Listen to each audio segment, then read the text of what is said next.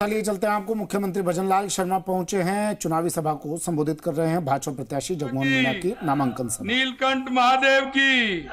मैनीपुर बालाजी की, पपलाज माता की, आप सबकी आज के हमारे प्रत्याशी जगमोहन जी के नामांकन सभा में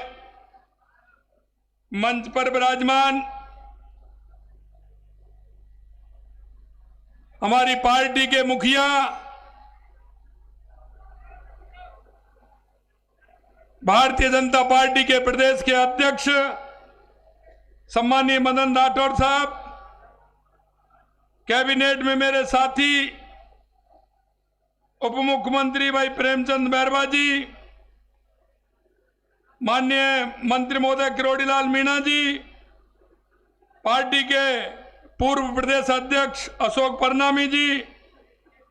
और इस विधानसभा के प्रत्याशी श्री जगमोहन मीणा जी, जिला अध्यक्ष प्रभुदयाल शर्मा जी,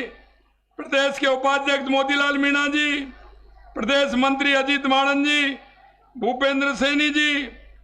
विधायक विक्रम बंसीवाल जी, राजेंद्र मीणा जी,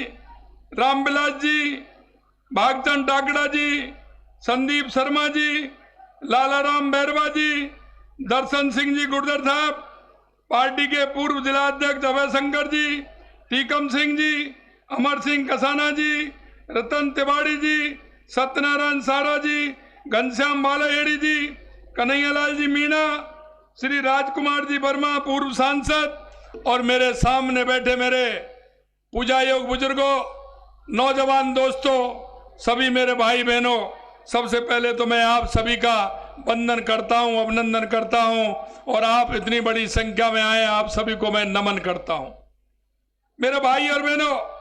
ये पंच महादेव की नगरी है, ये संत सुंदरदास जी की नगरी है, यहाँ की वीरता की कहानी आपने देखी है। दौसा हमारा राजस्थान का वो जिला है जहां आपने देखा होगा कि आजादी के बाद 15 अगस्त को जो लाल किले पर झंडा फहराया गया था वो दौसा की भूमि से गया था, जिसने दुनिया में फहराने का काम किया था। यही नहीं, मुझे पता है यहाँ के बड़ी संख्या में युवा आए हैं। मित्रों, मैं एक ही बात आपसे कहना चाहता हूं कि युवा हमारा वो किसान का बेटा, हमारा मजदूर का बेटा, हमारा किसान भाई, हमारा मजदूर भाई जिस आशा और विश्वास के साथ उसको शिक्षा ग्रहण कराता है, उसको पढ़ाता है और उसको उम्मीद होती है कि जब मेरा बेटा बड़ा होगा, पढ़ेगा लिखेगा तो निश्चित रूप से मेरा सहारा बनेगा। लेकिन मैं कहना चाहता हूं, उस बेटे को जिस तरह से निराशा मिली, उस माँ बाप को किस तरह की हालत हुई थी, क्योंकि हम जानते हैं, हम गांव के लोग हैं, गांव में हमें पता है कि हमारा भाई जो हमारे युवा के लिए वो किसान मजदूर किस तरह से जब पढ़ाई की बात आती है तो पैसा लाता है, लेकिन जब वो विश्वास पिताजी को दिलाता है कि निश्चित रूप से मैं पढ़ूंगा, मेरे को आप पढ़ाइए, वो कोचिंग भी कराता है, मकान भी दिलाता है और उसको पढ़ाई का काम करता है और वह युवा मेहनत भी करता है, पिताजी को विश्वास दिलाता है और पिताजी को विश्वास होता है कि नहीं, मेरा बेटा अब की बार परीक्षा में नंबर लाएगा। लेकिन मैं कहना चाहता हूं मेरे भाई और बहनों, ये चुनाव से पहले भी हमने कहा था कि आप चिंता मत करिए,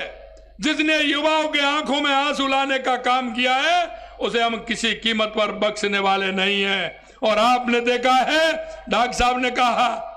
उस समय संघर्ष किया था, लेकिन मैं आपसे कहना चाहता हूं, पहले कहते थे अब तो 50 अंदर हैं, फिर कहते थे 100 अंदर हैं, 125 अंदर हैं, लेकिन मैं कहना चाहता हूं संख्या बढ़ करके लगभग 200 तक पहुंचने वाली है, 200 तक पहुंचने वाली है।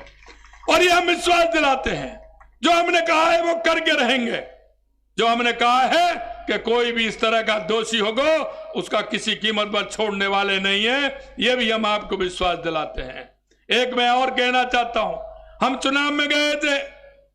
हमने संकल्प पत्र लेकर के गए थे, हमने संकल्प पत्र में आपसे वायदे किए थे। हमें आज कहना चाहता हूं कि हमने जो संकल्प पत्र में वायदे किए थे वो लगभग 5 साल के लिए थे, लेकिन लगभग 50% तक उन वायदों को हमने पूरा करने का काम किया है। पूरा